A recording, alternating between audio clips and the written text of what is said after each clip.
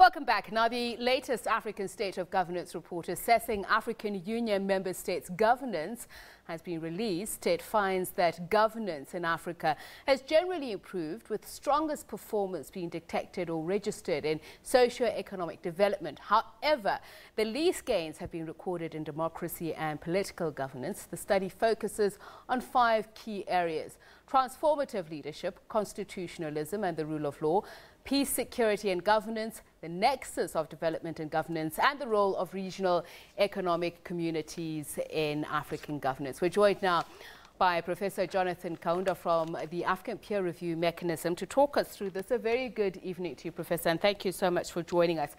Let's first start with what becomes the role of, or rather, let's first start with the definitions of governance. How do we understand that? What have you laid down in terms of concepts? Okay, to start with, let me just make a small correction. The State of Governance in Africa report was the working title. Okay. The final title of the report is called the Africa Governance Report. Okay. Yeah. Now, in terms of governance, generally we can look at it as the manner in which government is run, the manner in which government conducts its business in terms of its relationships with the people, the economy, other states, and so on and so forth. So basically that's the definition of governance. So did you look far and wide in compiling those definitions? As in, did you include whether they were intrinsically indigenously African, or did you look at the Northern Hemisphere and their understanding of it? We didn't try to reinvent the wheel. We have taken standard definitions as generally accepted in the world of politics and in the world of diplomacy. So we are not reinventing the wheel at all.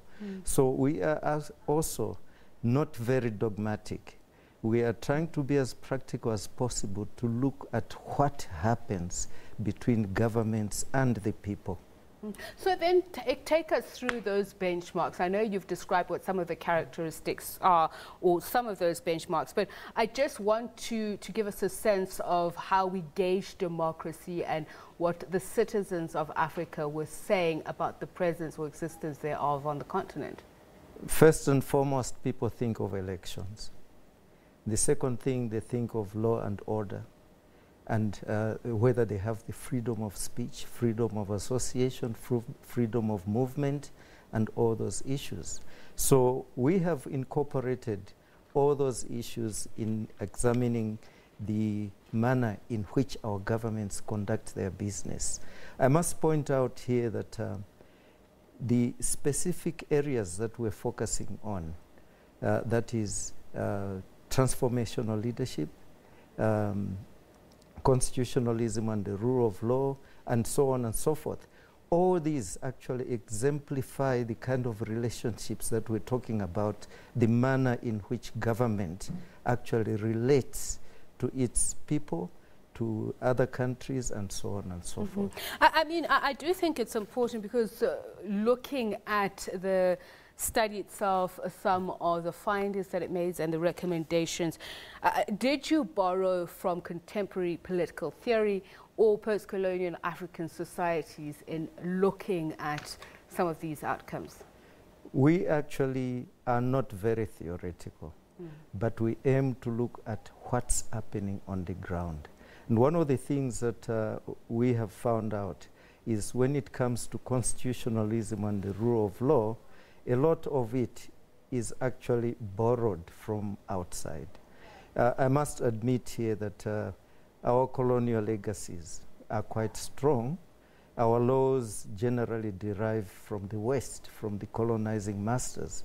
But it has been realized now that actually we need to infuse more of African culture, tradition, and beliefs in the legal systems, so that even the justice systems should accommodate traditional ways of looking at justice.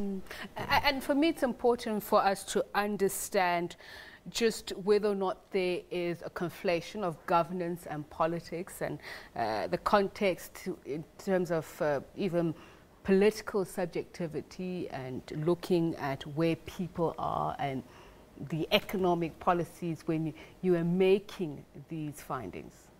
Not really. I mean, we're not talking politics. We're talking of the realities on the ground. We're looking at specifics. How is leadership? How is it perceived? What actually is happening in our 55 member states? So your findings that there's improved governance but declining democracy and political governance, what is the nexus between the two? Well, the fact is these results are evidence-based. So when we look at the trends over the past 10, 15 years, that's where the observation comes from. So the connection is that perhaps certain things have not actually progressed in the manner that was expected. There are some reversals. There are certain aspects of governance which appear to be going backwards. Such For as? example, leaders wanting to stay longer than their constitutional terms. You know, we had very good developments. For example, putting term limits on presidential terms. And then leaders trying to find ways and means of actually extending their terms one way or the other. That is retrogressive. The other thing is electoral violence. It's been quite prevalent in a number of countries in Africa. Which countries have you earmarked as being guilty of this? We are not naming and shaming for obvious reasons. All right, so then let's talk about this transformative leadership that you talk about. How do they negotiate the intrastate and international social, political and economic relationships, especially in line with Agenda 2063 and the SDGs? You know, we look at transformative leadership as having several attributes. One, there has to be a vision. A leader must have a vision, integrity, accountability, inclusiveness, you know, and a desire for change. And then vision, Africa Agenda 2063 is based on a vision of Africa which is much more advanced than it is now, more at peace with itself, and playing a more important role in international affairs and also being developed. Now the nexus here is that normally good governance leads to peace, security, which is conducive to actually better economic performance because people feel they can invest, they can work, they can actually do things much more freer and I'd like to look quickly at two of your recommendations. For one, you call for an end to all forms of discrimination and exclusion. And I'd like to look at the Kenya example, especially given the recent LGBTIQ positive response on the court bid. It's a human rights issue. If you talked to our colleagues in the Africa Governance Platform, such as the African Union Commission on Human and People's Rights, they would point out to you that actually the issue of human rights is central to everything. In other words, the respect of human beings, whatever their form is, should actually be such. Not discrimination against one because of sex, because of gender and so on and so forth. Finally, in improving constitutionalism, you say member states must incorporate customary practices. How must they do that in their criminal justice system? It is actually by looking at what happens. What are the gaps in the inherited systems, the bequeathed systems that we have?